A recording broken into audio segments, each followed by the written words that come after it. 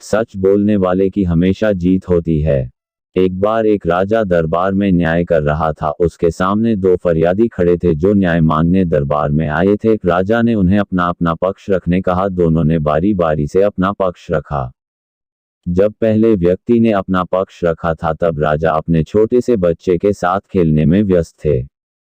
उनका ध्यान कम था और जब दूसरे ने अपना पक्ष रखा तो राजा ने उसकी पूरी बात ध्यान से सुनी, जिसके हिसाब से राजा ने अपना फैसला दूसरे फरियादी के हक में सुनाया, जिसे सुन सभी दरबारी स्तब्ध रह गए, क्योंकि सभी को पहला व्यक्ति निर्दोष लग रहा था पर राजा के सामने सच बोलने की हिम्मत किसी की भी ना थी।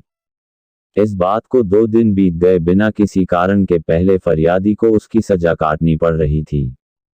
जब इस बात के बारे में उस व्यक्ति के घर में बेटे को पता चला तो उसने दरबार में आना तय किया।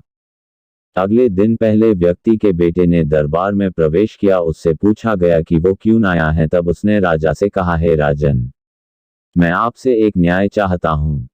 राजा ने कहा, कैसा न्याय? तब उसने कहा, एक राज्य है जहां मेरे पिता अपनी फरियाद लेकर गए थे और उन्होंने अपना पक्ष रखा, लेकिन राजा उनकी बात सुनते वक्त सो गया और जब उठा तो राजा ने दूसरे व्यक्ति की बात पूरी सुनी और उसी के हक में फैसला सुना दिया। हे राजन, अब बताए कि क्या यह फैसला सही है और ऐसे समय फरियादी और दरबारी को क्या करना चाहिए? तब राजा ने उत्तर दिया, फैसला बिल्कुल सही नहीं है और ऐसे वक्त में दरबारी और फरियादी दोनों को राजा को सही बात बोलना चाहिए, क्योंकि फरियादी का बिना बात के दंड सहना पाप है और दरबारी भी न्याय का हिस्सा हैं।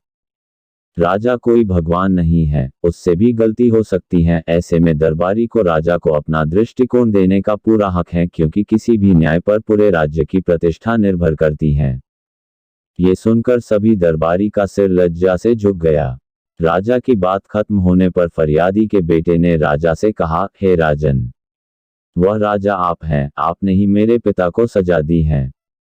जब वे अपना पक्ष आपके सामने रख रहे थे, आप अपने पुत्र के साथ खेलने में व्यस्त थे और इस कारण आपने पूरी बात नहीं सुनी और आपके सामने बोलने की हिम्मत किसी की न थी, जिसके परिणामस्वरूप पिछले 2 दिन से मेरे पिता सजा भोग रहे हैं।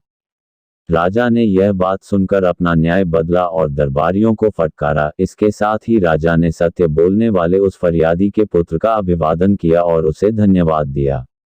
उसके कारण आज राजा और दरबारी दोनों को बहुत महत्वपूर्ण सबक मिला है, जिसके पारितोषिक के रूप में राजा ने उस सत्यवादी को राज्य के महत्वपूर्ण पद पर बैठाकर उसे कार्यशाला में नौकरी प्रदान की।